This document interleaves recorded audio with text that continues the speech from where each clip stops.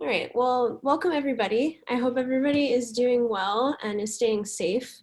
My name is Sarah Steele. I'm a Google My Business consultant here at rater8. And Sherry Steele, also a Google My Business consultant at rater8. so both Sherry and I have worked on over 1,000 Google My Business listings through rater8.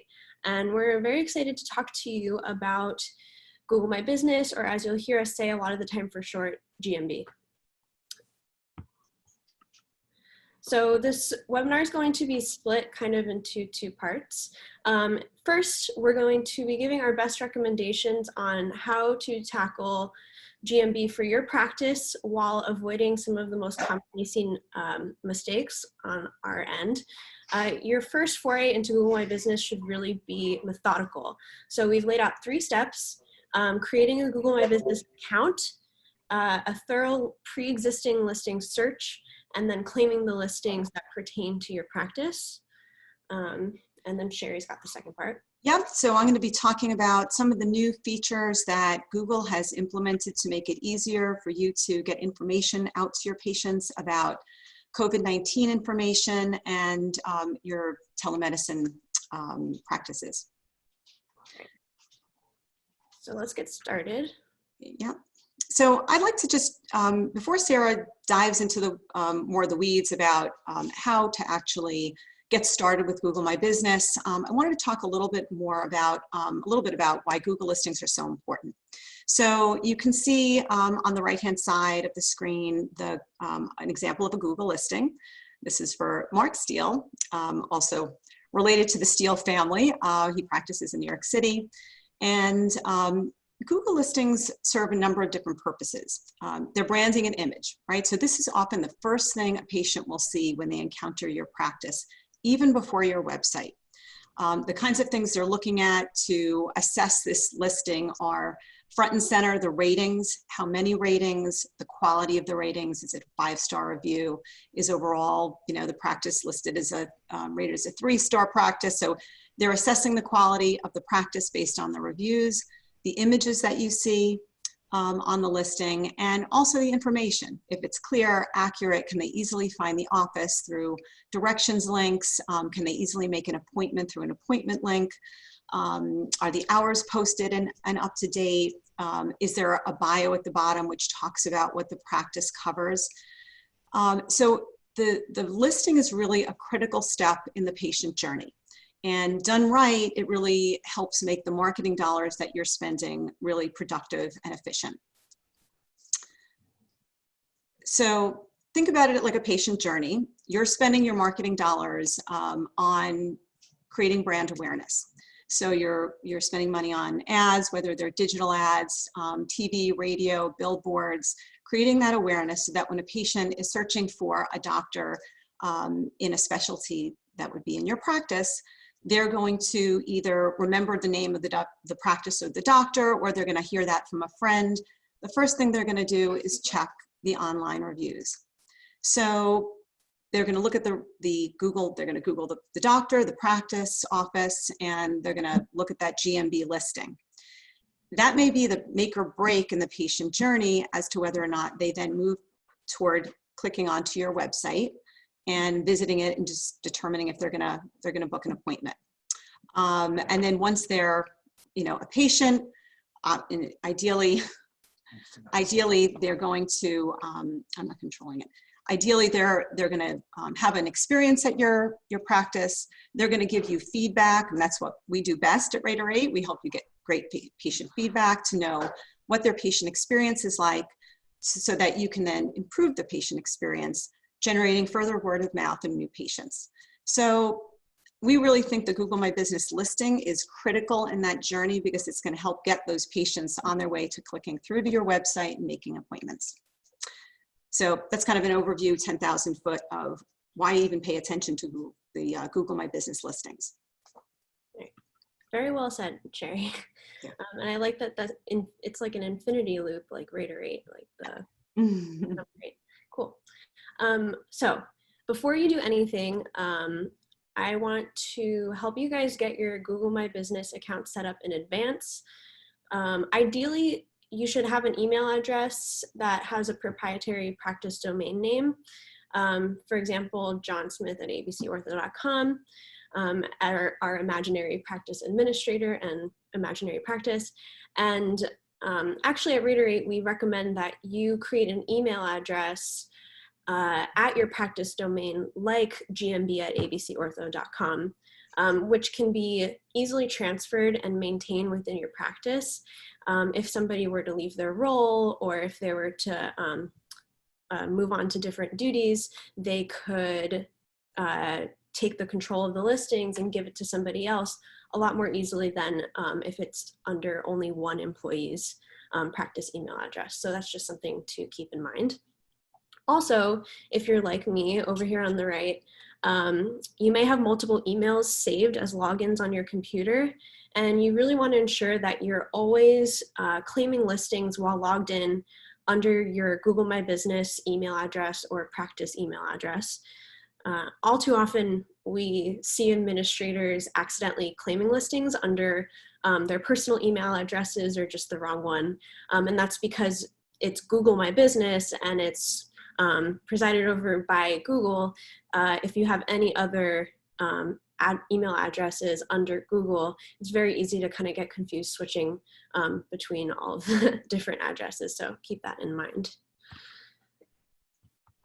So once you've logged in and create your Google My Business account, you'll find a dashboard similar to the one on the upper right-hand side here. It says manage locations at the top of the screen, and the listings are displayed in alphabetical order below. When you click into a listing, you're then directed to the screen on the bottom right-hand side here. And that's where you would edit and verify all of your information for your practice and for your doctors. And then, so the right-hand side here is kind of encompassing the quote-unquote back end, or what we just call the GMB dashboard more generally.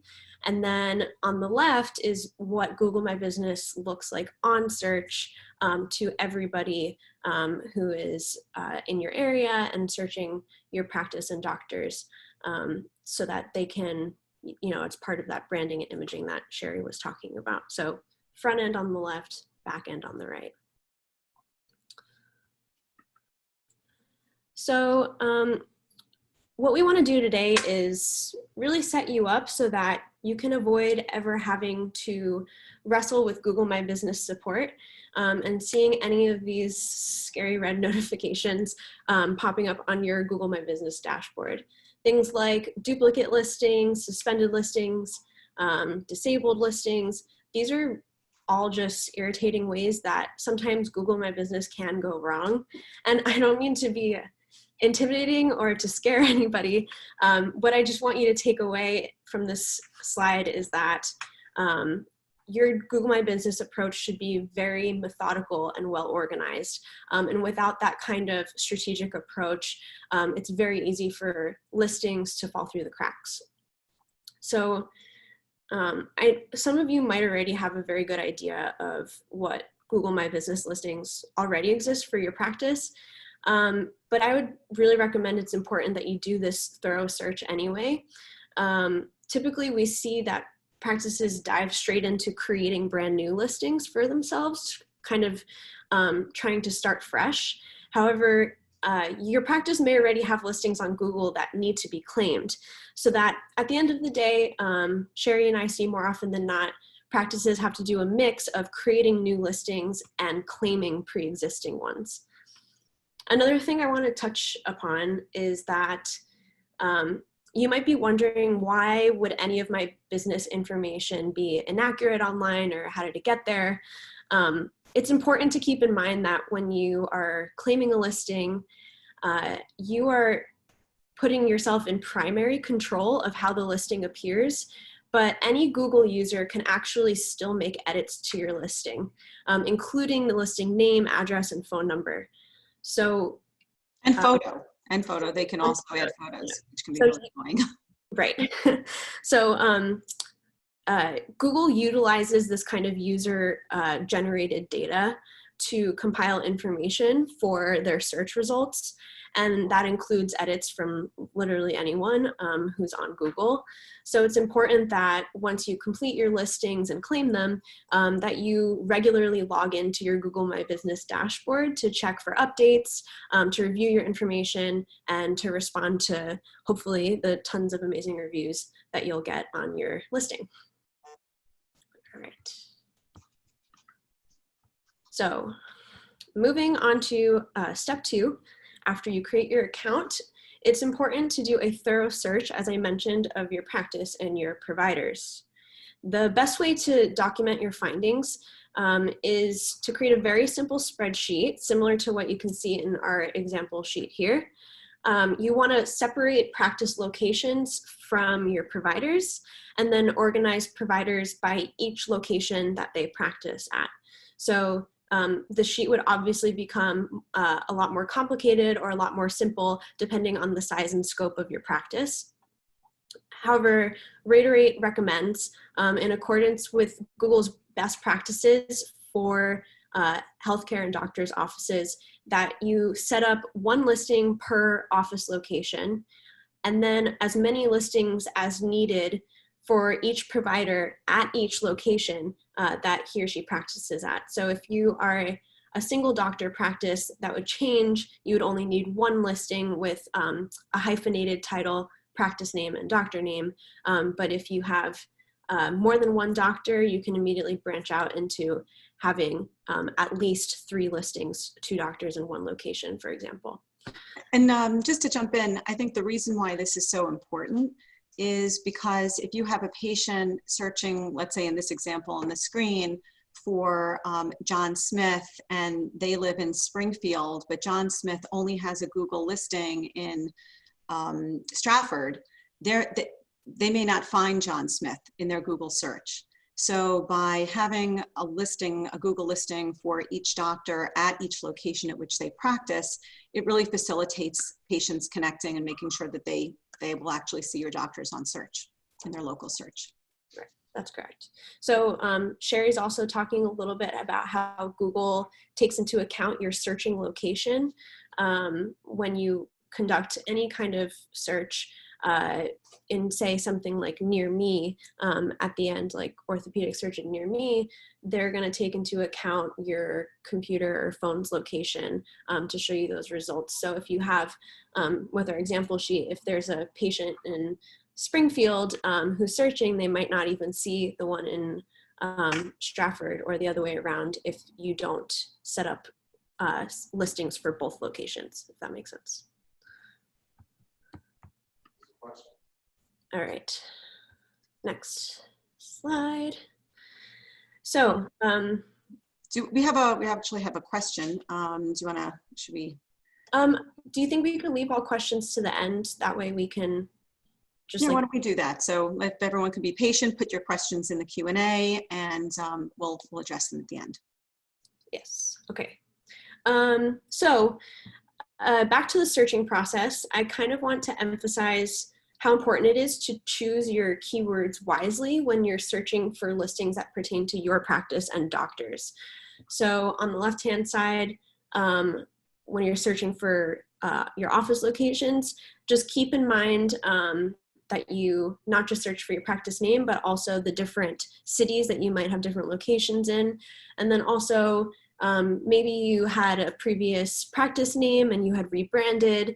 Maybe you had merged with another practice and you had a different name previously as well. So you want to keep that in mind when searching, because you might actually have a listing with a different name and the same address and phone. And then same goes for any outdated office locations. If you had left a certain space, you'd also want to make sure that patients aren't being misdirected to offices that no longer exist. So that's very important for your office locations. But then also for your providers, you would want to add in the city name, the practice location name, in addition to the doctor's name. But also we found just over the course of time, Sherry and I realized that sometimes Google My Business listings will show the last name of a provider first. And then if there's a middle initial, it'll be after the first name, like John or Smith John A, MD. This happens quite a lot, and we notice it really brings up listings that otherwise we wouldn't have been able to find by searching somebody's name first, middle, last. You can also kind of reorganize your search by casting a wider net. For example, if you want to search in New York more generally, or just using your state name, you can do that. And you can also be more specific. If you really want to double check there's no listing at an old office location, for example, you can search, like we have here, Smith John A at Medical Road in New York, and you can be 100% sure that you have no listing at that location. These are just some strategies that we found really helpful over the course of time to really thoroughly look through Google My Business listings. Another trick that we found helpful is to switch to Maps view when you're conducting a search. So on the right-hand side of the screen, you can see how Google My Business listings appear in the search view. You have the local 3-pack, a kind of condensed map, and then as you saw earlier on, sometimes if it's just one listing appearing, it'll appear on the right-hand side.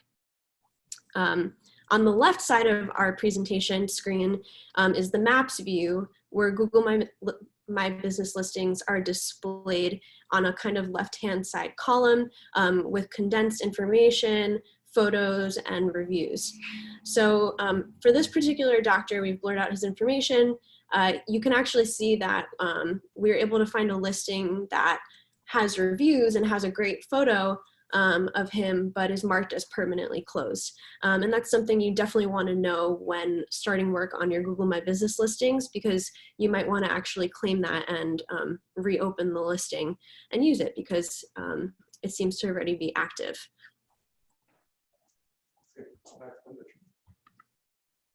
So step 3 is claiming your listings. You would want to choose one listing to start with. Here's a fully optimized Google My Business listing from the search view. You would copy the name of the listing to your clipboard, and actually, to avoid accidentally claiming listings under the wrong email address, we recommend avoiding clicking on the "Own This Business?" directly on the listing. Typically with saved logins on your internet browser, it's very easy to kind of mess up the claiming process by clicking directly on "Own This Business." So first thing, copy and paste the name. On your Google My Business dashboard then, you would navigate to this blue button on the right-hand side. It says Add Location. And then it turns into a drop-down menu. Add Single Location. And then it comes to this screen. It's actually business.google.com/add, I believe.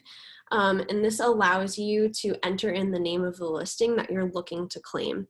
So in this search bar here, you can paste the name from your clipboard, and then it turns into another drop-down menu where it asks, create a business with this name, or gives you the listing with a little sneak peek of the address information. So this really lets you see the other listings on Google with this title. We know there's only one, it's been fully optimized. You could select that and it would appear under your Google My Business dashboard. Hey, Sarah, can you jump back 2 slides? I just want to point something out. Oh, yeah, of course. Here. Okay, I'm sorry, maybe one more slide. Yep, right here. So what's interesting is you can see the Own This Business that's highlighted.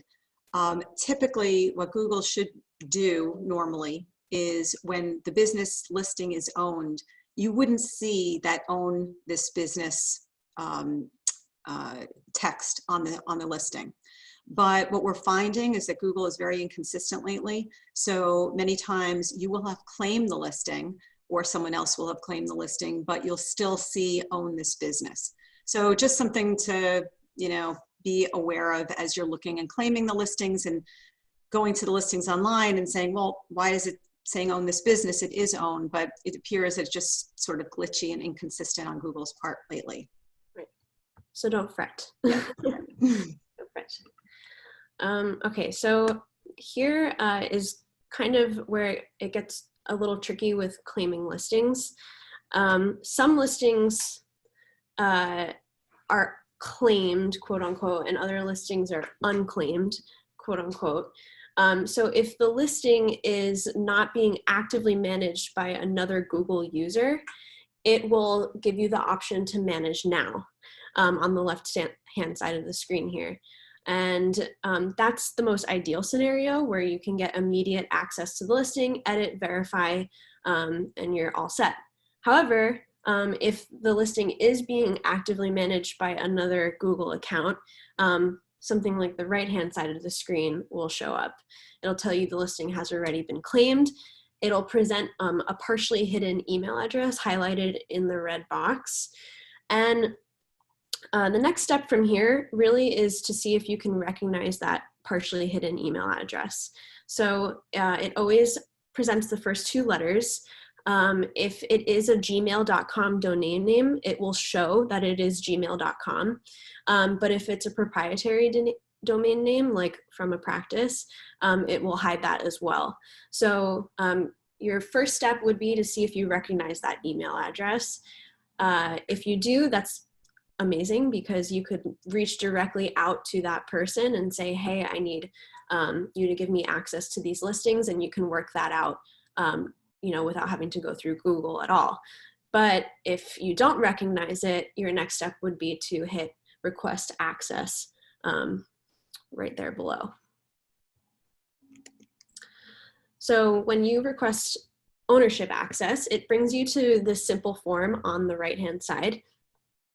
It's important that you ask for ownership. I've got a red arrow pointing to that in order to gain complete control of the listing. And then another important thing to note is that you take down the date of when you actually request access to listings pertaining to your practice. Because if the person who is in control of the listing, the hidden email address that they displayed earlier, if that person does not respond to you after a week, you can actually redo these steps, pasting it back into that search bar and go straight to manage now and have access to the listing. So actually unresponsiveness to requests like this will just give you the access automatically after 7 days.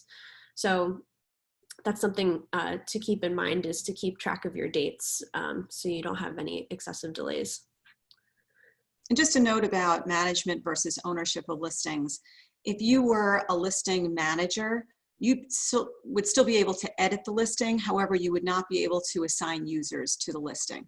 So as Sarah pointed out, ownership really gives you full access rights to the listing and enables you to add users and also delete users. So for example, if you had someone who is helping manage the listings at your practice and they move into a different role or leave the practice, you could go into the listing and remove their access control of that listing. So ownership is really the most ideal scenario.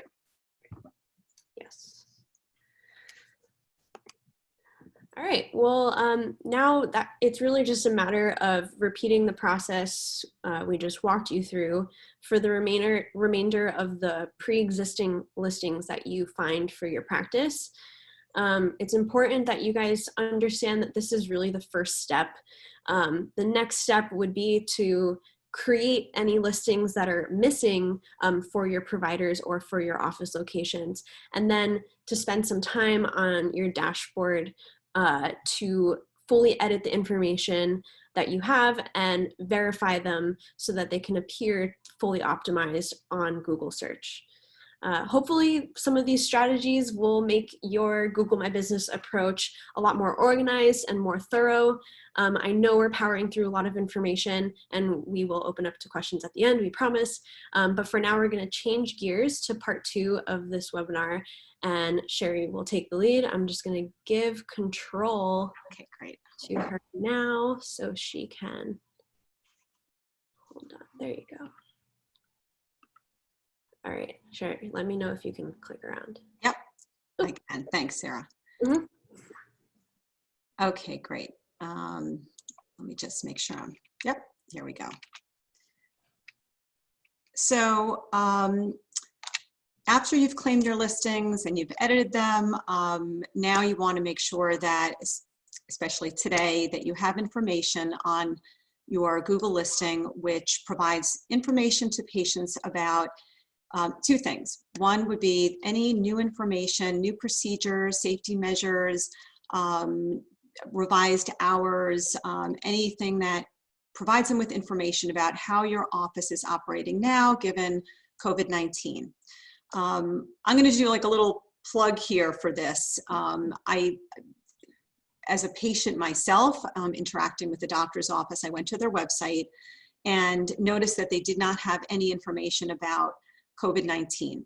And I think today patients, especially as I know all of you are gearing up to start reopening, if you haven't already, increase the number of elective procedures that you're taking on, patients want to know what practices are doing to ensure their safety, ensure the safety of the staff at the practice. So I recommend putting a link on the website that provides that information, that communicates to patients that your practice is addressing these very important factors. What Google has done is enabled you to now provide a link on your GMB listings, which links to your website page that provides that information. Similarly, if you have implemented virtual care telemedicine visits, they also have allowed you to post that information on your Google listing so that patients can very easily see that your practice provides virtual care and enables them to click on the link to get information quickly so that they can schedule a virtual care visit. So when you are in your Google My Business Dashboard, on the left-hand side of the screen, you'll see an info tab. When you click through to the info tab and you scroll down that screen, you will see this appointment link, which you may already be familiar with if you have a way for patients to click on a link and make appointments at your practice. Below that is the COVID-19 info link, and this would be the website link on your website, which would share information about COVID-19. And further down from that is the virtual care link. It's important to note these two links can be the same. So you may have an alert on your main screen of your website, which provides information on new safety measures, new procedures, and how to schedule a telemedicine visit. So it's perfectly fine that those two links are the same. It's good to have that information there. What we have discovered is that these added links are not going to appear on your Google listings on your desktop. So they're really meant to appear as patients are searching for your practice on their mobile devices. And this is how it's going to appear. On the left-hand side, you'll see the Google listing, and the COVID-19 link, which is loaded for this particular provider, will say, see COVID-19 information for visitors. And on the right, this is a practice that has an online care link, and you'll see it again. And if you have both, it'll just be one stacked on top of another. So you'll see both to click through on the Google listing. Another good thing to do to enable patients to, when they are searching for doctors that are providing telemedicine services, is to actually tag your Google profile with an attribute that indicates that. So similarly, when you're in the Google dashboard and you've clicked through to the info page, you will see on the right-hand side as you scroll down a section called About This Person. And it says Add Attributes. So the attributes are all things that are tags on your listing that tell patients about your practice. So whether it's wheelchair accessible, has bathrooms for all genders, you name it. So this is customized based on the business category that you have created for your listing. So if this is a doctor's listing, all the attributes here will be appropriate and specific for medical listings. And you will see the offering that says video visits. And on the right-hand side of the screen, when you click through to the edit, and you'll see video visits, you'll see it's marked with a plus. You have to actually click it to change the plus into a check mark. to tag your listing with that attribute. So what to do if you don't see these on your dashboard? The first thing to do is check the category listing of the listing category of your listing itself. So at the top of the Google dashboard in the info section, you'll see something that looks like this on the left, doctor's name, and it will list all the categories that you have indicated are appropriate for that provider. I just experienced this with a client where the category was optometrist. And interestingly, that did not populate the Google dashboard with the medical attributes. So telemedicine video visits did not appear. So just make sure that you have a medical designation. For some reason, optometrist didn't make the cut for Google, but hopefully most of the medical designations will. And you can see if you click through one of these little edit buttons, you'll be given a choice of categories, and you can click on each one and change, start typing, and Google will auto-populate with typical categories like orthopedic surgeon, for example. So the first thing is just to make sure your categories are designated appropriately. The second thing you can do if you don't see it is submit a Google support ticket, and we're gonna talk a little bit about that in a minute.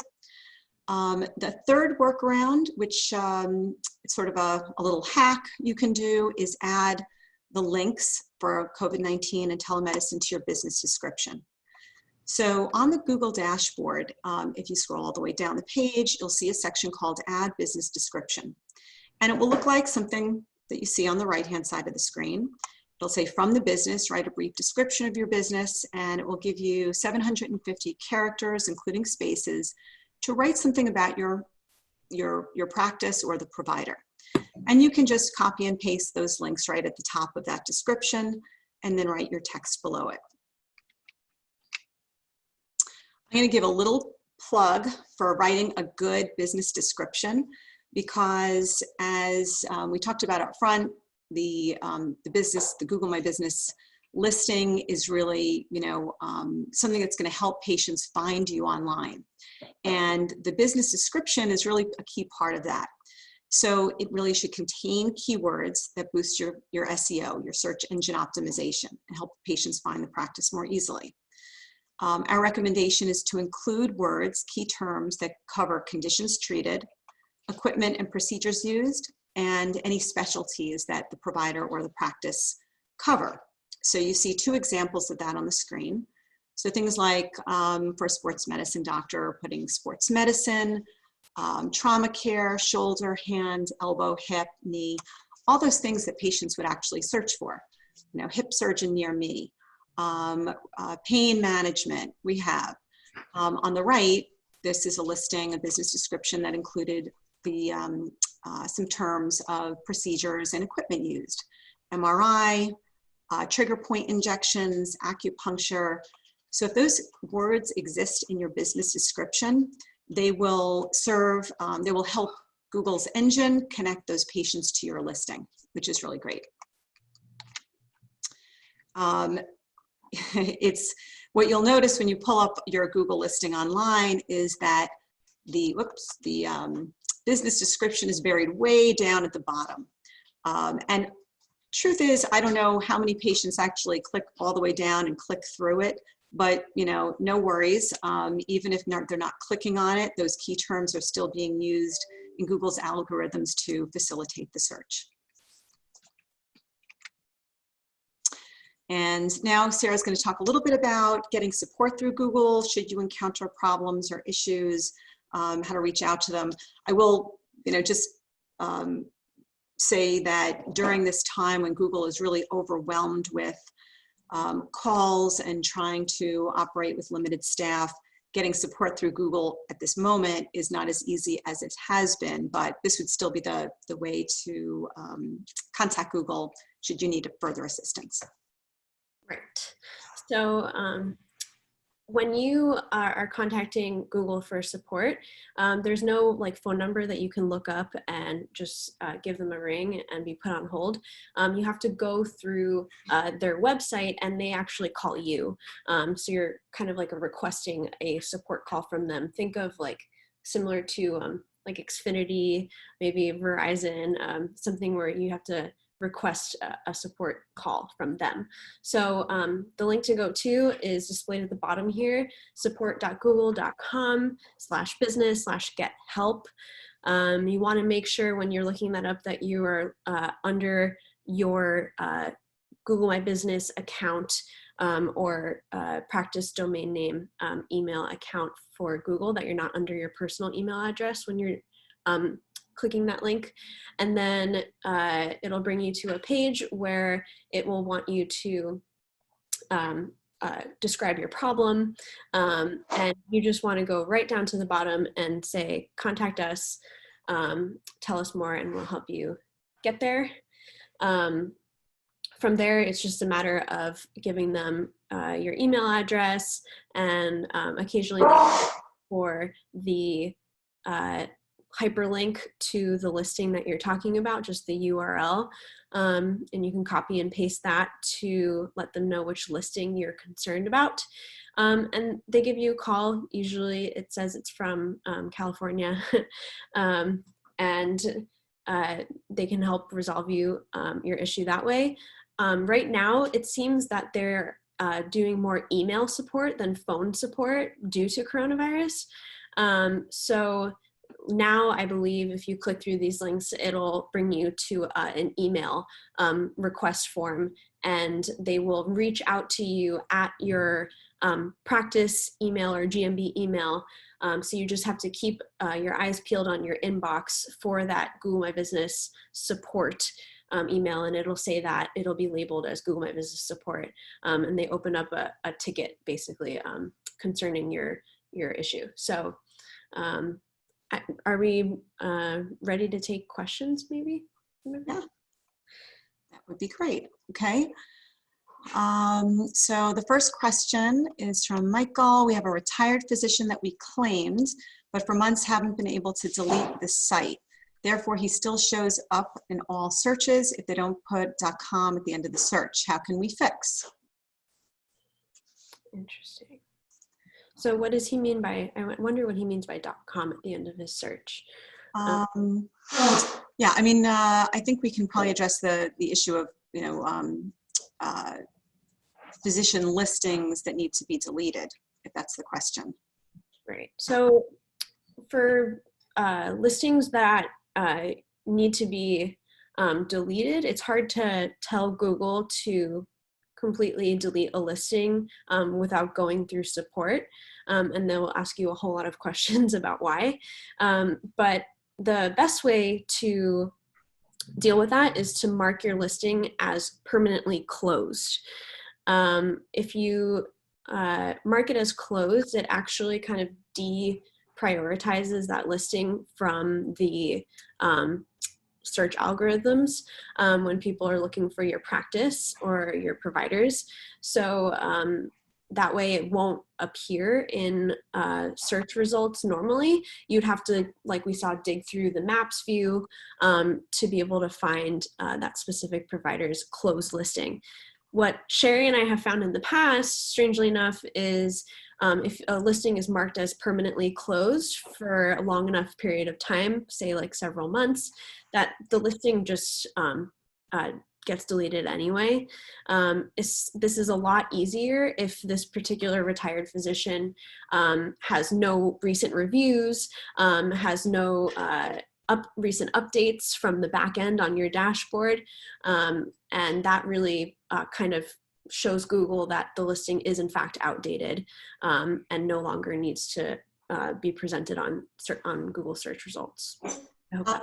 Michael, just I see you added another note to your question. Why don't we, you'll see our email addresses as contact information on the last page here.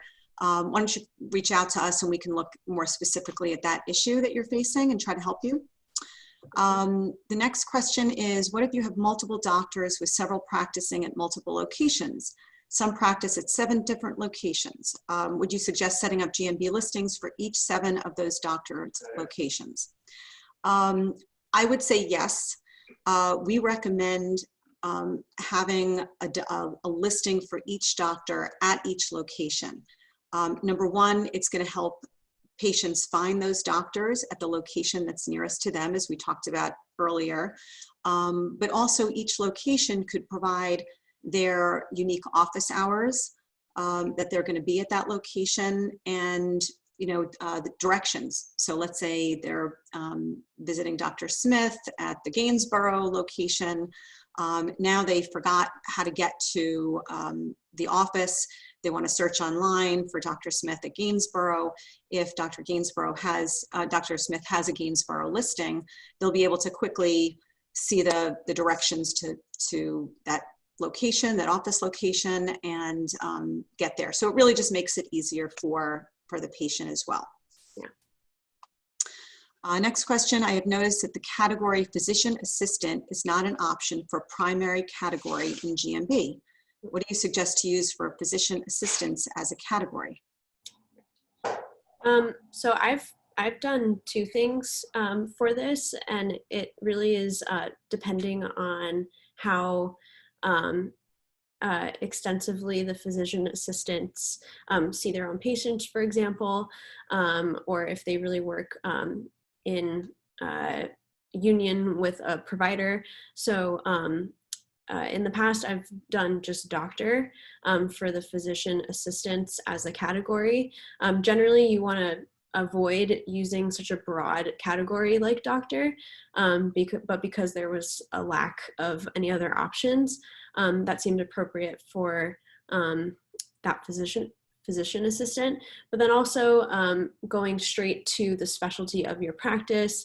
If you're an orthopedic practice, for example, just saying orthopedic surgeon under the physician assistant listing will help people understand, along with the rest of the info on the listing, that your PA works in an orthopedic practice. And I don't personally feel like that's misleading or inaccurate in any way, and will just help your SEO and your quality of your results that you're getting for those listings. Yep, great. Let's see. Oh, Barbara Sack. Thank you, Barbara, for your nice shout out to the GMB team here. We do, Barbara was just saying that we've been very helpful with the listings. Thank you. Any other questions that we can answer? I know we've covered a lot of information. There's certainly lots we could talk about optimizing your Google My Business listings. But if there's anything else we can answer, we're happy to do so. If not, if you have questions that are specific to a very specific situation, we'd be happy, just reach out to Sarah or myself on our email, and we'd be happy to jump on a phone call and chat with you and try to help you out with your specific situation as well. Great, I think that's it. Thank you all very much for taking the time to hear us out at rater8 about Google My Business, getting started, and regarding COVID-19. Like Sherry said, don't be shy to shoot us an email anytime, and hopefully you can get your practice all sorted on Google My Business for your reopening and getting things going again. Thanks a lot, guys. Stay safe. Bye. Bye.